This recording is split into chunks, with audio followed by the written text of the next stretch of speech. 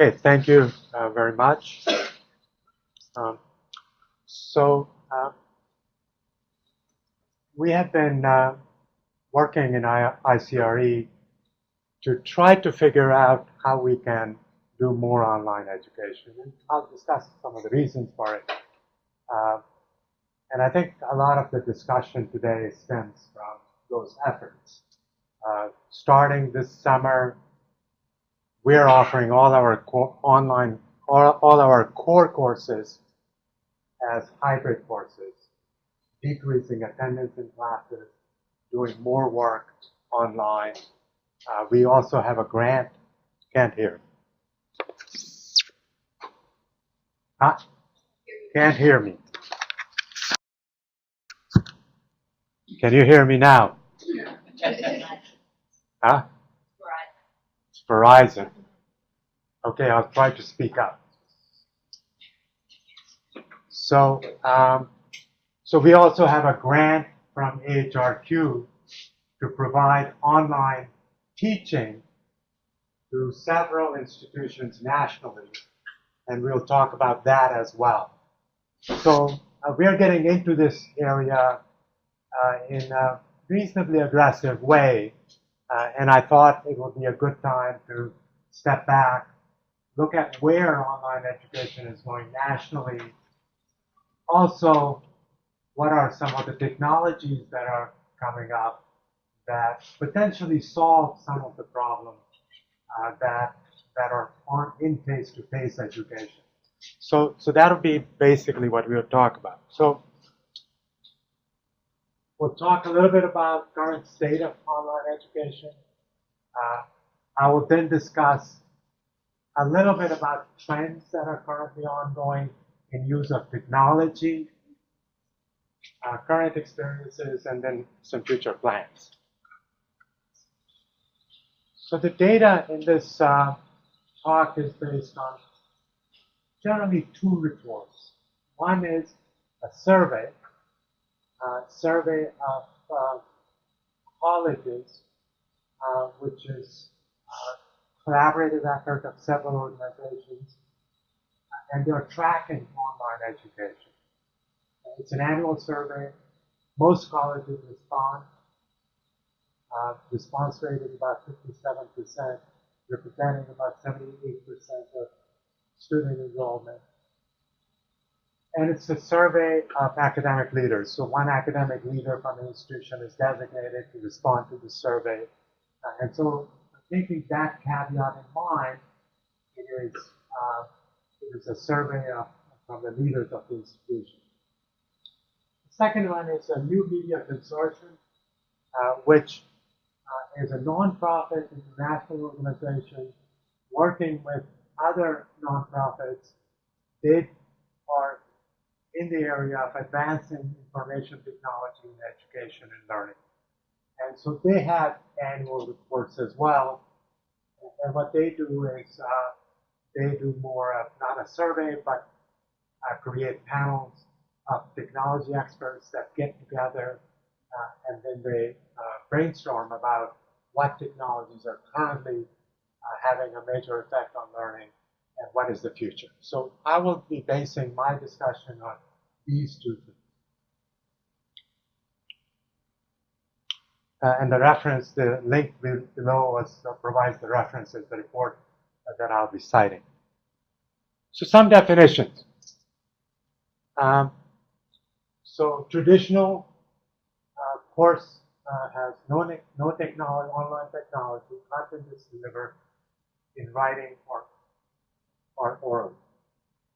There's web facilitated. This uses learning management system or web pages to post the syllabus and assignments.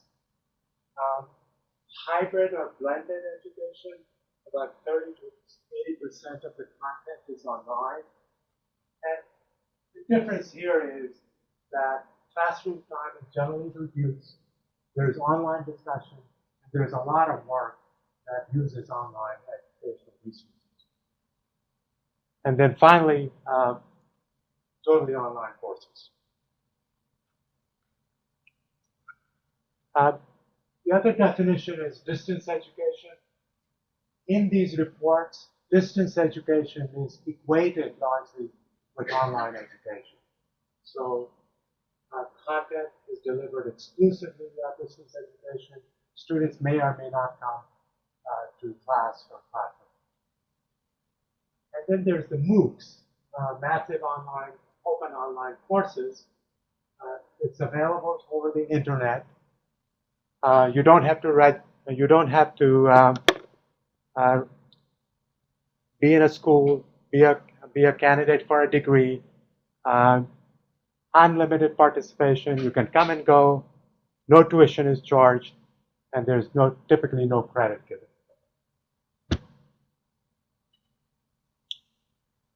Okay, so the first question is, who offers distance education? Practically everybody that is offering distance education. If you're a college of enrollment of 5,000 or more, almost everyone is offering distance education courses. The survey of leaders asked the question, is online education strategic for the institution? And increasingly, many colleges are saying that it is strategic, approaching about 70%. And 40% of public and private nonprofit schools have it in their plans to develop online education. Now, this is opinions, of course. It's a survey. So are learning outcomes similar to face-to-face education? Most of the leaders are saying it's either same, superior, or somewhat superior to face-to-face education. There's a group that also says it's inferior. So overall, a lot of the leaders are saying that you're getting the same type of education as face-to-face education. When you compare it to schools that don't offer distance education versus those that offer distance courses, there's more positive response from those that offer distance education. Comparison of blended courses versus online courses. Again, blended courses review a little bit better than online, totally online courses.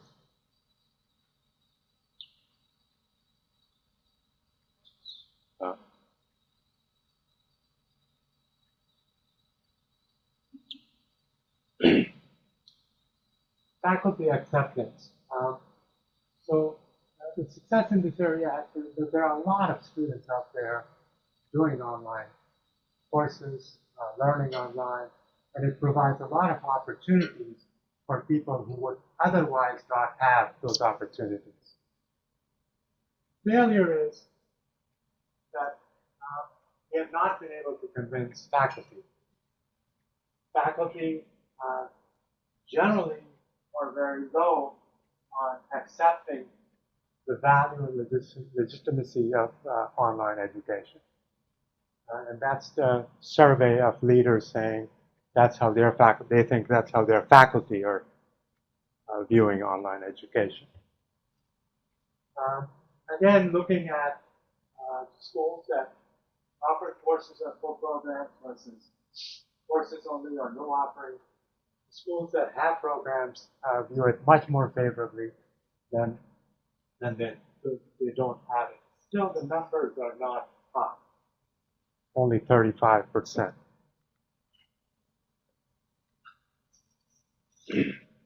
So a couple of problems.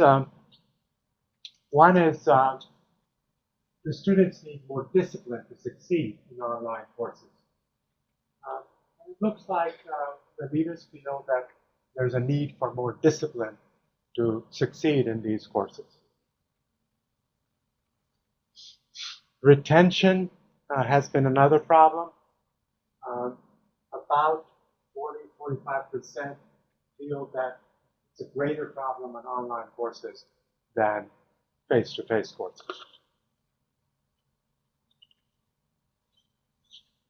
And retention has been viewed as a problem, as a barrier in online education.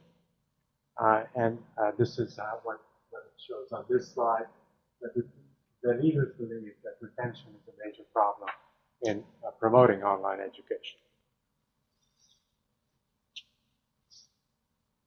The other barrier is that it takes longer to develop and teach online courses. The faculty time has been a major issue, and leaders acknowledge that.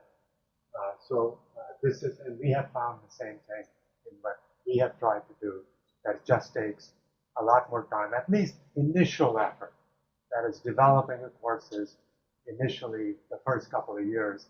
After that, perhaps it may get easier and perhaps save time, but initial work is a fair amount, and that's acknowledged in this data. So the other issue has been the lack of acceptance of online degrees by employers, and that's viewed as a barrier as well. Not a high level of barrier, but still viewed by many leaders as a barrier. Now, several years ago, MOOCs became very popular, and a lot of the universities were developing MOOCs. It looks like that's waning at this time. Not a lot of new courses are being developed, and it looks like it's stabilizing at about 12%. And it's likely that it's not likely to increase, but it's hard to know what's going to happen with MOOCs. When it asked about the objectives of MOOCs, a lot of the objectives are about institutional visibility and drive to student recruitment. Innovative teaching methods, whilst initially considered to be important to learn how to deliver courses online, and then flexible learning opportunities. But a lot of this is basically driven by visibility, name recognition, recruitment, and so that's what the leaders felt. Sustainability, again, it's expensive to develop MOOCs, and the leaders are at least saying that we don't think it's sustainable. Sustainability is relatively low. In terms of pedagogy, again, the leaders that agree that it's learning about pedagogy is a lot smaller than it used to be several years ago. So the next question that was asked in this survey was, what is going to drive future of higher education? I think the two areas that are really important is cost and student indebtedness and what employment issues. So the leaders felt that cost of education is going to be very important in the future, how education is going to change to use more online education. So this is an area that is going to be important. As many of you know, if you have kids in college, it's really, really expensive. The rate of inflation of college tuition has been much higher than the regular inflation. And it is going to be unsustainable. And so colleges are going to try to figure out what are some of the ways to drive a lot of students to their courses and degree programs without a lot of costs. So if you don't have to have a lot of buildings for a lot of students, if you can provide online courses in a way that you have a lot of students, there may be other business models that can increase revenues to that without and decrease the tuition for students. And this is already happening in some colleges. Yeah, Bob, you have a quizzical look at you. It seems to me that if I was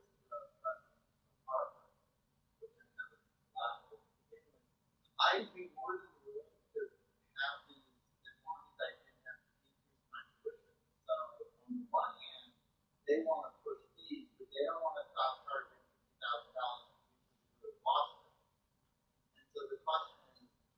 otherwise they're cannibalizing the cash account, right? So I guess I'm unsure how process can help them unless what they're going to do is they're going to use it to fire cash. That could be a. Well, I'm just, it seems to me that it's sort of like the record industry saying, ooh, we can put music on the lab. But I would add, that Harvard's bad. Right, Harvard's always been a recruit student. But if I'm a small private institution where I'm not getting enough people, I might be able to get twice as many people in the distance course. You know what I mean? Yeah, although we're going to have tremendous progress like that. Well, but, So that, yeah. right, but that's why I'm just not sure about the economic model. So if I'm a parent, I'm thinking about it. So if I'm a parent, and I can't really afford the $60,000 to send my student, my son, to college, I'm going to be looking for all kinds of opportunities where my son can get an education, but not for $60,000 a year, maybe $10,000, $12,000 a year. And if online education is learning outcomes are similar, and this college here, some unnamed college, offers those degrees. They can also give me a diploma at the end. I may be very attractive to them. I get the consumer argument, although the question is other employers will look at that. The same, given that there's some data that might be advantage of one or companies which then other people are I think I think so. So there could be two ways of thinking about it. One is, if I can afford the $60,000, I send my kid to Harvard or Yale or wherever it is going to be, where they sit in classroom and get the traditional education. And then there's the other way that a lot of people can't afford it, and they have a different kind of way of getting educated. And I see that stratification really playing out in the future because the college costs are going like this, inflation is like this, and a lot of people really people with good jobs are not going to be able to afford education for their kids. Yes. It's not just all about the cost either, because online education allows students who are employed full-time with jobs in order to complete the degree to use their own time to go to school. You don't have to commit full-time living in Boston. Absolutely. Yeah. It also makes it a nice way to think about medical school. You standardize education so that every medical student can have the same education on the Great comment.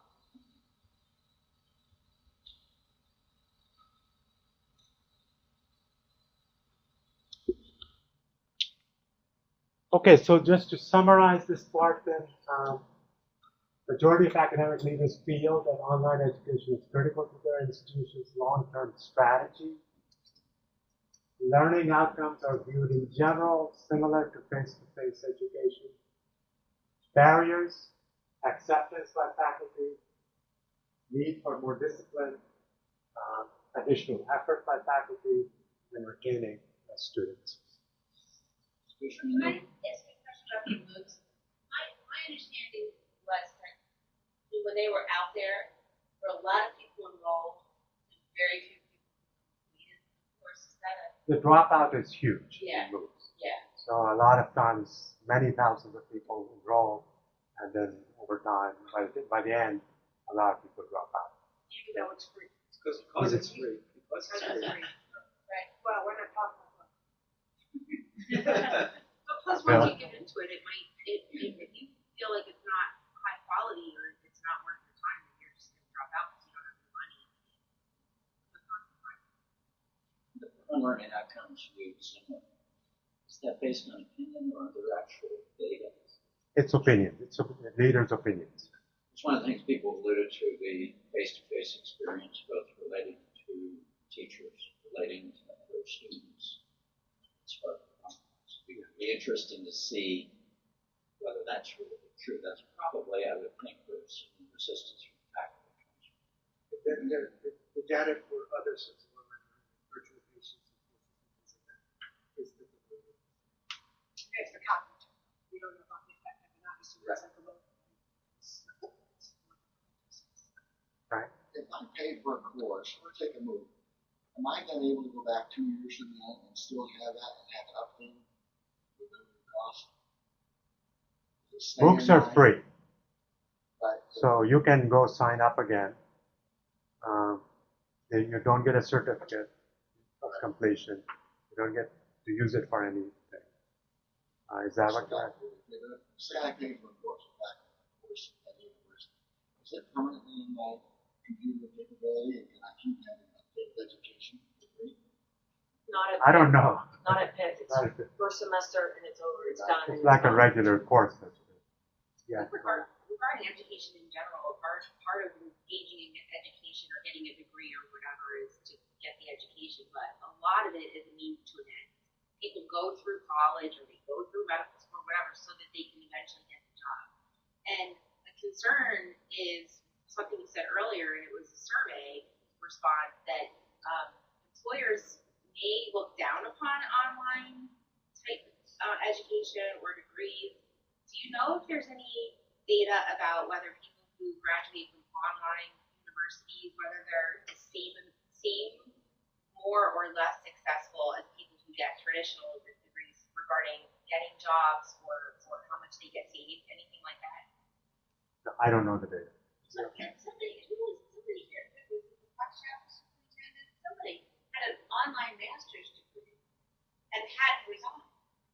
Had to resign.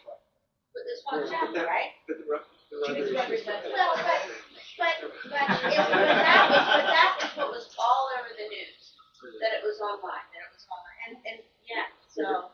Okay.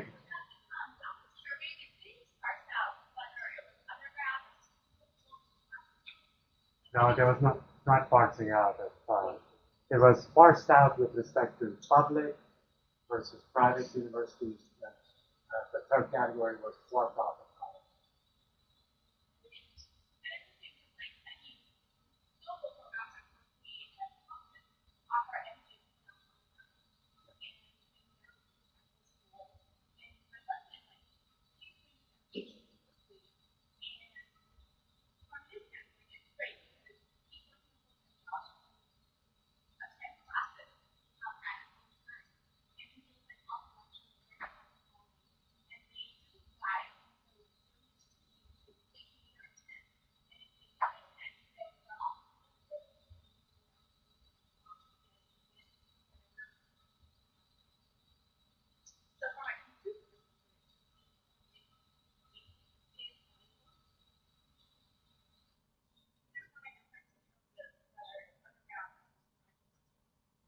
Gary? The other Great. thing, Great comment. along those lines is that the data shows that learning efficiency is great, meaning that the amount of knowledge you gain divided by the time you spend is favorable.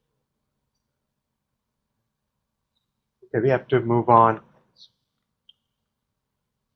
So I'm not a tech person, but I find that if any discussion of online education has to also involve some technology. So I looked at this report, the 2015 report of New Media Consortium. And the way it was developed is they developed a panel of technology experts. They had a modified Delphi approach to select topics. They looked at a lot of technology that is out there, both for other purposes that could be used for learning, as well as technology that's developed for learning, and try to come up with what's the trend currently, what are some of the challenges, and what's going to happen in the future. So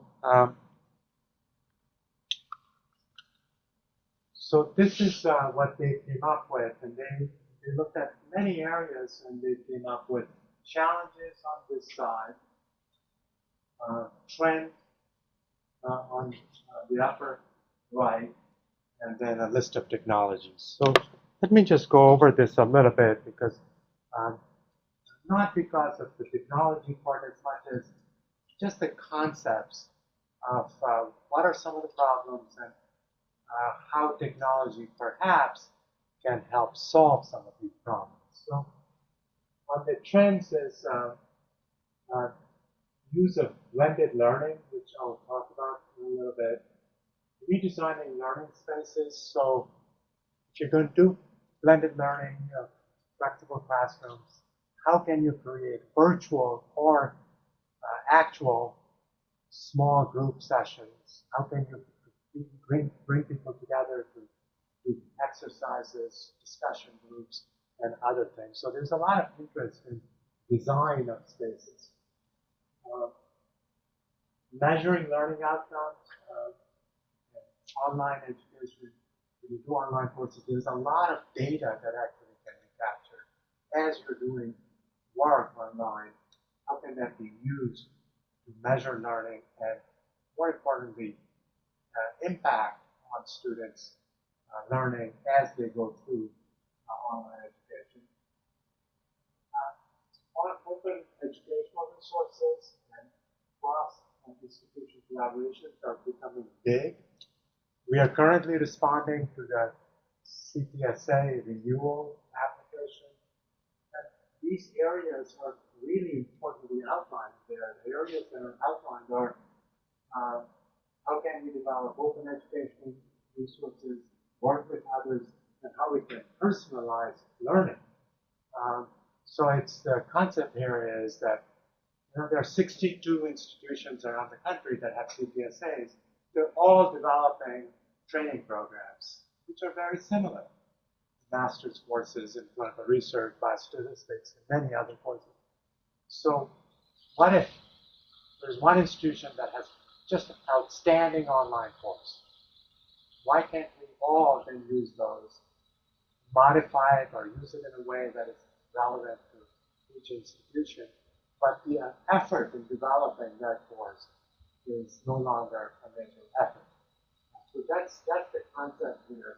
Use open online education resources, cross-institutional collaboration.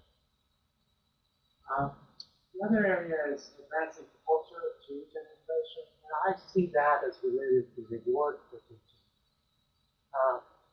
As you all know, in most reputations of universities are determined by research rather than teaching. Reward for teaching is a lot different in many places as for research. And as a result, there's a lot less incentive actually to do innovation and change in education. So one of the concepts is how can institutions do something differently to reward innovation in education so that this field can move forward. So they're talking that as perhaps a long-term challenge, what they call the wicked challenge. But the culture of change and innovation is pretty important.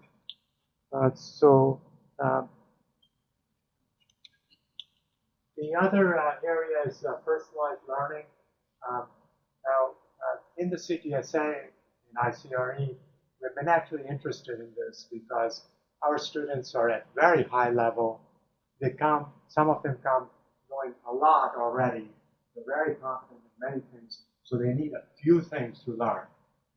How can you not put them in classes that they have had already? How can you narrow down what they need to learn and just provide them that rather than 3 credits of this, 4 credits of this, 5 credits of this, sort of standard training that we provide everybody else. So personalized learning is a pretty important area. So I'm going to, and then the technology. So I'm going to take a few of these topics a little bit more. Personalized learning, competing models of education, blended learning, measuring learning, and a little bit on technology. So personalized learning. So the concept there is how can we enable students the strategy and pace at which they learn, and then defining related to competency-based education. So how can we use competencies and then personalize learning? But the thought process in this report is that adaptive learning technologies can actually help that. These technologies, the software, apps, and other online materials, they learn about students' needs and preferences. They tailor educational content and tools to mobile devices. They can provide automated tutoring. So they can look at what the students need and where they're having difficulty, then try to intervene as students are going on in their courses. And the important part becomes the analytic part, and how analytics can help try to do this. So the question becomes, can students test out of content? Can technology make advising and mentoring more effective as we can actually learn in an ongoing manner where students are having difficulty and where they're especially excelling.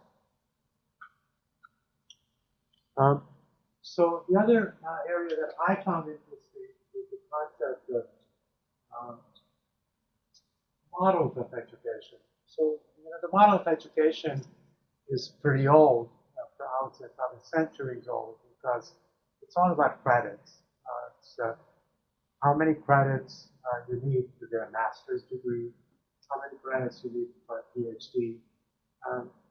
And the question is, should it be really credits or should it be actually based on competencies? So if you're going to have a clinical research master's degree, can we define the competencies you need to have and really then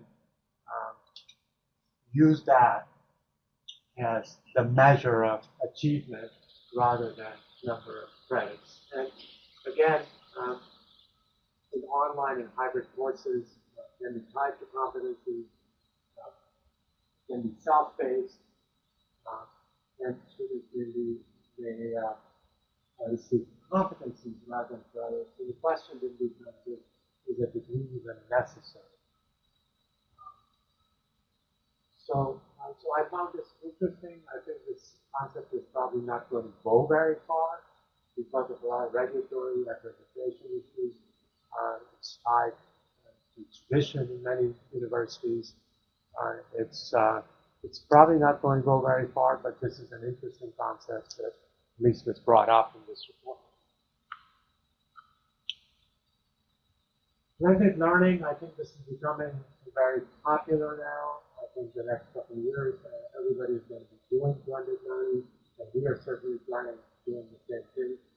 Typically, there's less classroom attendance, more use of synchronous and synchronous sessions. So again, the effectiveness needs to be looked at in terms of can it stimulate critical thinking. There's the social aspect of it. The other thing is that different students have different needs. There are some students that are really happy on online education. They can do self-paced education. They can learn the way they want to learn. But they don't want to be in class. And then there are students that they really need to be in class. So you have to also personalize it in that way. You need to support different students differently. And there are these technologies that allow you to create nice blended programs. And I think the major issue here is going to be design. How can we design courses that are going to be stimulating, exciting, fun, engaging, have a lot of social activities, a lot of small group sessions that can be either virtual or sometimes in class. I think that's where this is going to go. And the design element is really important. And what it means is that we're going to have a lot of instructional designers who are going to be working with us to develop some of these courses. And that means more resources, but perhaps also would help the teachers not have to spend as much time. So I think this area is going to move forward, and it's going to actually, I think this is going to become an exciting area of how we teach in the future.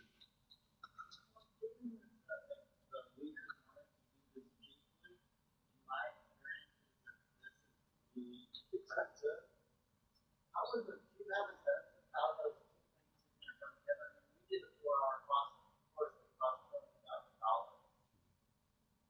So Yeah, it's not cheap. It was costing us the small group component. Because of the small group, because of the amount of video time that you have to do, because you need to get allow them to write things, faculty, both. I mean, if you really do blend it in a non-PowerPoint meeting underway, it's really expensive. So do you have a sense of how that's going to play out? no, I think it's going to be expensive. The upfront cost is going to be a lot. I think we are working with, Doris is going to talk in a few minutes, with CIDDE. They're providing some of the resources, but that's not going to be sufficient. I think resources for the course developer side is going to be pretty expensive. I think with Unity it's more expensive than some other things because you have like education video and stuff like that. I don't think all courses Well, Frank, I'm just saying though that to the degree that you really try to use adult learning and are interactive and have people provide asynchronous teaching, I just everybody wants it because it's cheap. I'm not sure it's going to be that much cheaper. Maybe I'm wrong. I mean, I completely wrong. And the last thing that I found really interesting was learning analytics. On an online environment, if you're taking an online course, a lot of data gets captured as soon as you log in. There's personalized information because you're registered, and then there is, if you're struggling with an exercise, all the data gets captured as to how many times you tried, how you failed, what you didn't do, the quizzes, that data gathered. So a lot of data gets gathered. And the question is, how do we utilize all that data to improve learning, to provide immediate feedback, to provide resources to the students right away. And that's all about learning analytics. This is going to be really important as well. And this also is going to be possible because this is all machine learning, statistical analysis, but it's going to be softwares that are going to be on the background doing some of this. And I think this is going to also change how we teach and how students learn. And then a whole host of technologies were listed. I don't know what this is. So, but there are consumer technologies, there are digital strategies such as the classroom, and others. There are internet technologies, learning technologies. So the bottom line of this is that there's a lot of stuff going on out there. A lot of companies are involved. They see education as a big business, and things are going to be developing to be used in classroom, in education over time. And I think this is going to accelerate over time, and it's going to have an impact on how we teach. So summary, online education is now heavily technology dependent and will become more so in the future. Development of technology for learning is aggressively being pursued, and some of the active areas are blended learning, personalized learning, learning analytics, flipped classroom, and open educational resources. I didn't talk about a lot of that, but that's their open educational resources and collaboration are becoming really, really important. Okay, I want to move on discussing what we are doing currently in ICR. Are there questions? So this is a project that is led by Doug Lanceville, enhancing national capacity in patient-centered outcomes research through training programs. And in this program that was funded by AHRQ in 2014, what we're doing is collaborating with 6 research centers in minority-serving institutions. And these institutions are listed here. University of Hawaii, Charles Sturt University in Los Angeles, University of Puerto Rico, Howard, Meharry, and Morehouse. And what we are providing is basic and advanced online education in comparative effectiveness research and patient-centered outcomes research. And there's a fellowship part where we actually have several individuals that would be coming to Pitt for about a month's time to do projects locally. It's a 1-year program for them.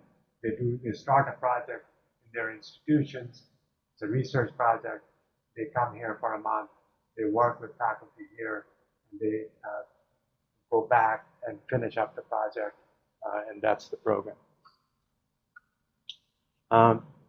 So the model is a flipped classroom approach with a lot of reading material, online videos, and we are collaborating with University of California, Davis in their online course on comparative effectiveness research. And that's the kind of thing that is very helpful because they have developed this outstanding course using funding from CPSAs.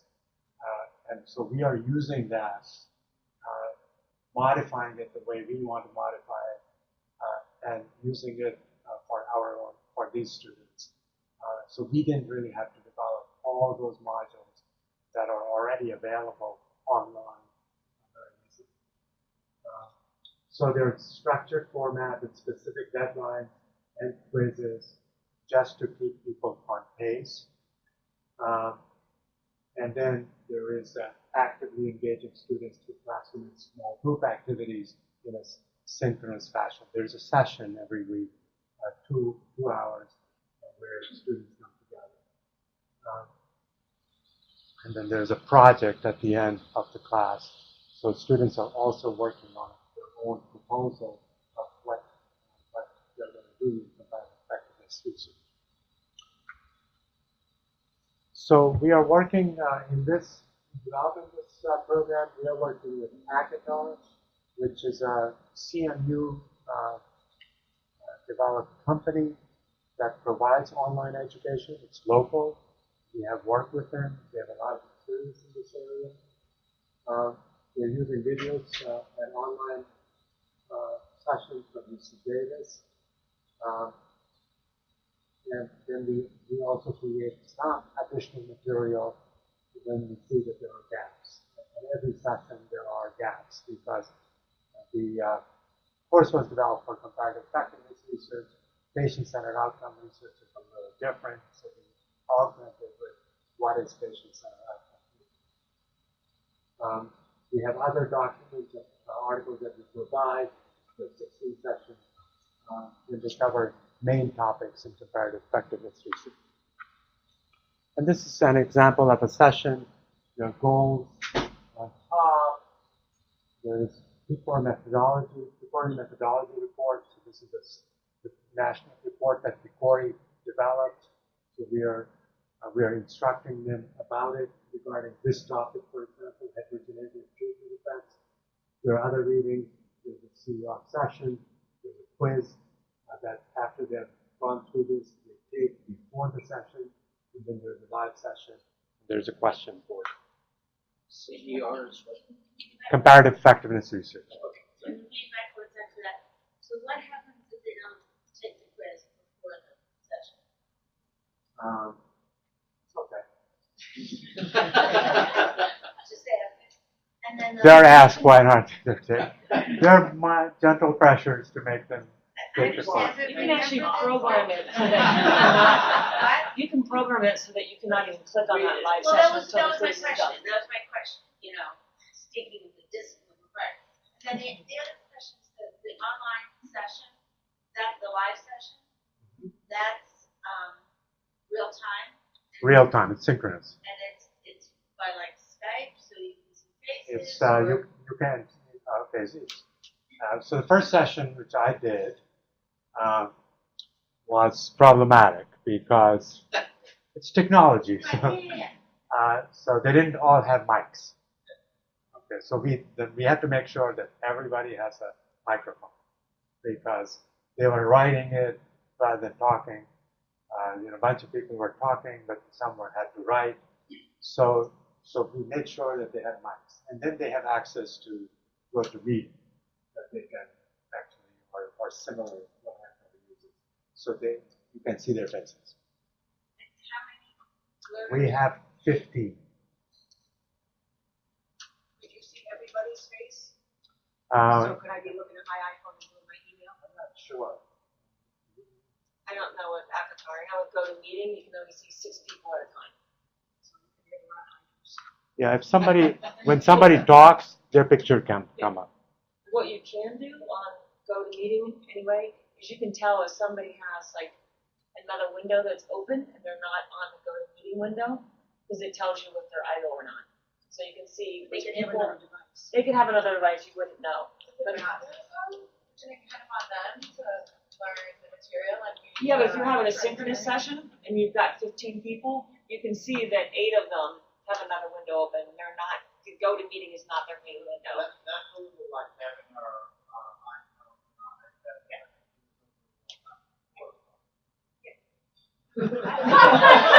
Let's move on. We have.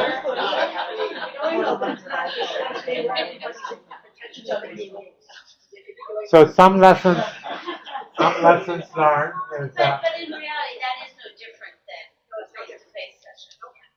No better. It's not inferior. we have to move on. So some of the lessons learned is that it's really important to partner with the expert in technology, and that's our collaboration with Akatar. We couldn't do it without that collaboration. It's feasible to maintain personalized engagement through online, but it has to be really carefully planned. There's a lot of work that needs to be done to make sure that happens. There are pros and cons of flipped classroom. It does provide flexible and structured environment for students, but it's a lot of work. So Doug Lansfield is, doing extra work, fair amount of extra work for each session, trying to make sure that this all happens. So I want to have Doris Rubio and present briefly about what we are doing for the summer. That's the next thing that is coming up for us. Doris is the co-director of the ICRE, and she's really involved in everything that we do. So last summer, we were shell-shocked when we saw our enrollment for the summer. We had 70 plus students in each of our courses. For those of you who've been over at Parkville, when we built that classroom, we built it for 50, and we thought we were really, visioning way into the future, and that lasted us for 5 years. And so we could never fit 70 people. I mean, we've squeezed 55, 57 people in that classroom, but 70 plus would just be ridiculous. So we really had to scramble and find a place that we could house all those people. Looking forward, we said, we're not doing this next year. Pharmacy was nice enough to give us one of their beautiful rooms where we had our classes, but it required everybody schlepping up and down the hill, and it just was logistically challenging. So we had decided to come up with a hybrid model. And that hybrid model is really using more of the flipped classroom approach. They do most of their stuff online, and then when they come face-to-face, they do it in sessions. So as you may know, our summer core consists of 4 classes. We do require people to have 75% protected time because it is really, for those of you who have taken it, know that it really requires quite a bit of work. These are our classes that we have. And due to the large enrollment, as I said, is why we are going and moving forward to doing the hybrid approach. We really want to focus on teams, and so when people come to the classroom, we're going to have them work in teams and actually do exercises. It's not going to be lecture stuff. All that's going to be put online. So the way that we're working with CIDDE and the way that they have taught us to do it is this: forget about your 2-hour lecture. People are not going to sit in front of a computer for 2 hours and watch a talking head. And so they are working with us literally to break down our PowerPoints into segments. So you have maybe 10 or so PowerPoints. You do a 10-minute video, and that's it. And then you have a series of videos, which would have been a 2-hour lecture. So students do all that online. So for my course that I'm doing, I'm requiring them to do a 10-minute video and then to do a brief quiz. They cannot go on to the next video until they take that quiz, because I want to make sure that they're getting the material. So that's the restricted release. And then the structure that we're doing is, so for biostatistics, for example, what's going to happen is they'll do all that learning online. We'll have recitation sections where we're going to be using GoToMeeting, or they can come to the classroom. And then once a week, Joyce is going to meet with them. And we are projecting, again, to have around 70 students, so we're going to break them in half and have 35 and 35. So the first 35 will come in from like 8 to 10, and then they'll leave. And then the second 35 will come in from 10:30 to 12:30, and break it down that way. We'll be able to fit into the classroom. And then we'll have office hours, which will be either by appointment, or they can do it over the phone or virtually. We do, for the discipline part, is we are requiring that students do their homework and they turn it in on time. We have to make sure that they're keeping pace with the class. And so part of it is having that face-to-face session. You need to make sure they have the material to be able to engage in the team project. But the other piece is you really don't want them waiting till the end of the class and trying to plow through hundreds of videos. This is not going to work. CIDDE has been extremely helpful. They've been meeting with me on a regular basis and literally going through our PowerPoint, sometimes word by word, making sure that I have on there what I need, but not too much, because they don't want all the text written on there, because students will just plow through your PowerPoint without really learning the material. What we also did is to make this feasible for faculty, because, right, there's a big burden to try and get faculty to do this on top of everything else that they're doing. We actually created a recording studio at the ICRE. So it's on the second floor. All they have to do is reserve a time. We have it set up. CIDD helped us with the backdrop and the camera and everything, lighting, everything's perfectly situated, so that all they have to do is come in and start recording. We are converting our classroom as well as our conference rooms and make them video conferencing capable, and that requires, mounting in some cameras, working on some lighting, and getting things set up so that people who are dialing in will be able to see very well the classroom and the people who are participating, so they'll feel like they're a part of it. In one of our courses last year, we did use ACOTAR as a pilot test to see if this would work. And it actually did work pretty well. Students did some of the material online. I don't know if folks here, maybe it would be better to hear your perspective on using ACOTAR and how. Forget about the first. So what happened was, before you speak, the very first session we were quite ambitious and thought, we'll do it synchronously. And ACOTAR has this really cool feature that you can split people into different rooms. And so this was for the clinical research methods. We thought, okay, we'll put people in different rooms and then they can work in their groups. Well, one student, I guess, got kind of ambitious and clicked on sort people into rooms, and everybody got randomly split into different rooms. And it was like, wow, what happened? So we decided we're not going to do synchronous anymore. So maybe you could comment on the asynchronous part of that.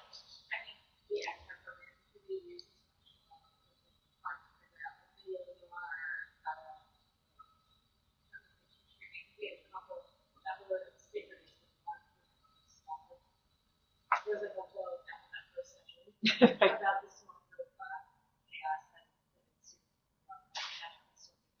ensued. But after that, I mean, it was great because you could hear people's comments. People were also making comments, but it worked. It worked really well. It was nice that people who couldn't get in or had to be in, were in the office and actually be there.